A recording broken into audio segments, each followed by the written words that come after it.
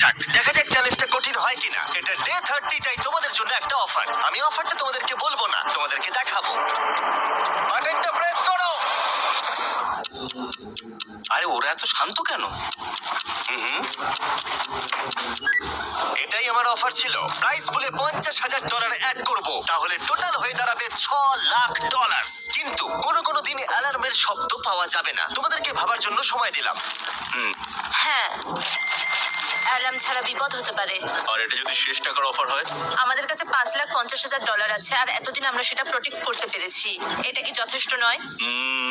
আমাদের এখন থেকে ভাবতে হবে এই চ্যালেঞ্জটাকে কিভাবে সহজ বানানো যায়। আমরা অ্যালার্ম ছাড়া পারবো না। কিন্তু দেখো এখানে কত টাকা।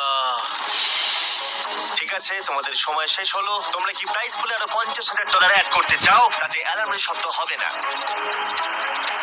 না, আমরা এটা করবো না। আমরা এটা নেব না। সত্যি? তোমরা এটা দিয়ে দুজনেই টেসলা কিনতে পারবে? আমরা এমনিতেই ওটা দিয়ে টেসলা কিনে নেবো। আরো টেসলা কিনতে পারবে? আমার শুধু একটাই গাড়ি চাই। ঠিক আছে, পরে দেখা হবে। জানি না কবে দেখা হবে। দেখা হচ্ছে, টাটা।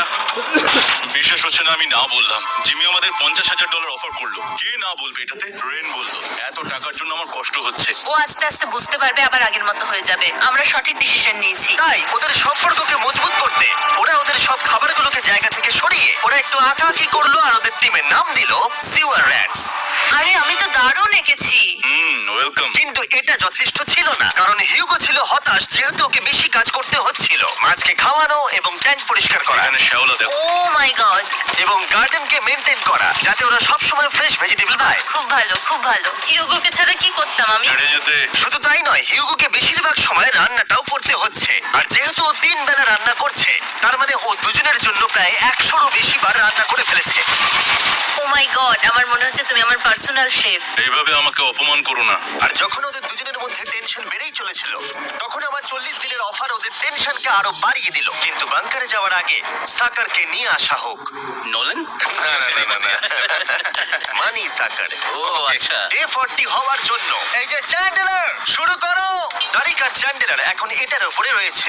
ওরা এখন $1,00,000 বের করে নিচ্ছে, যেটা তোমাদের থেকে নেওয়া হচ্ছে আমরা না। শুরু করে দিয়েছি। টাকা টানছে।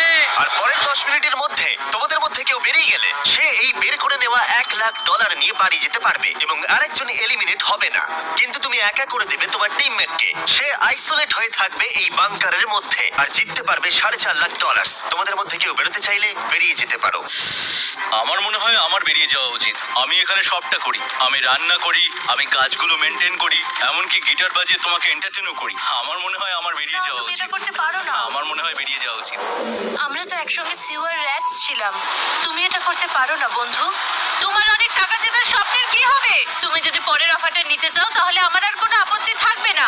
হিউগোর ইচ্ছে মতোই হবে। তাহলে কি বলছো বলো? আমার মনে হচ্ছে ওই ডিলটা নিয়ে নেবে। ঠিক আছে, তোমাদের মধ্যে একজন পেতে চলেছে $1,00,000, যেটা গাড়ির পিছনে এখন রাখা আছে। কি করবে বলো? আমার চাই না।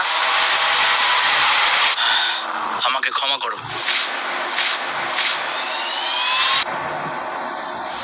কিন্তু আমি থাকবো। আমি যাচ্ছি না।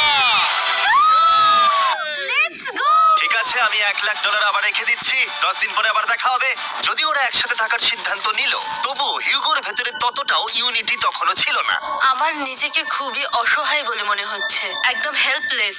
আমি কি ওকে আটকে ভুল করলাম? হিউগো, তুমি কি চাইছো? তুমি সত্যি খুব অদ্ভুত। তুমি একটু বেশি সাধারণ মানুষ। হ্যাঁ, আমি সাধারণ হয়ে খুব খুশি আছি। আমার এরকম একদম ভালো লাগে না। সেটা তোমার ব্যাপার।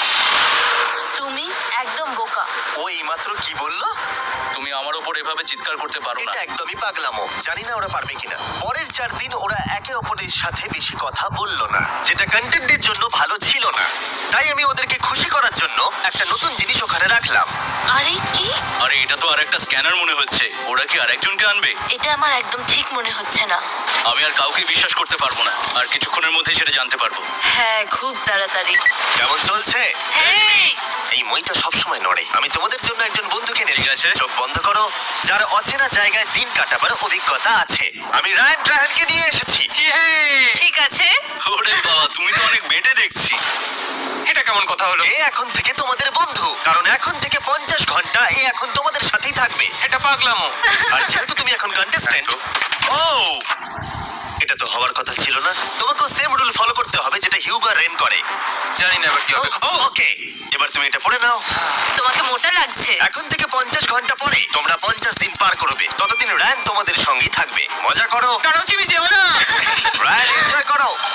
হেই গাইস, হেই, হিউগো। হিউগো। আমি রায়ান। আমি রেন। হাই, দেখা করে ভালো লাগলো। হ্যাঁ, ভালো লাগলো ভাই। নতুন রুমমেট। নতুন রুমমেটস। ভাই, আমার হাত কাঁপছে, আমি এখন সত্যি খুব নার্ভাস। সত্যি কথা বলতে আমার রায়ানের ব্যাগটাকে চেক করা উচিত ছিল, কারণ আমি একটা জিনিস এনেছি। কি? বিয়ন্সে? এটা তো ওর অ্যালবাম। ঠিক বলেছো। এটা ওর অ্যালবাম ভাই। এখন সময় বাটনটা প্রেস করার। কিন্তু আমি অপেক্ষা করব যতক্ষণ না ওরা স্ক্যানার থেকে দূরে যাচ্ছে, আর তখন আমি প্রেস করব। চলো চলো চলো চলো চলো চলো। খুব ভালো। আমি বাথরুমে যাচ্ছি। ঠিক আছে। ও সব সময় বাথরুমে যায়। আমি সত্যি এটা বুঝতে পারছি না যে ওরা অলরেডি এখানে 50 দিন ধরে রয়েছে। হিউগো আর রেন একে অপরকে একদম পছন্দ করে না, যেটা অ্যাকচুয়ালি ওদের এই 100 দিনের চ্যালেঞ্জটাকে আরো কঠিন করে তুলতে পারে। আচ্ছা, তোমরা সারাটা দিন একে অপরের সাথে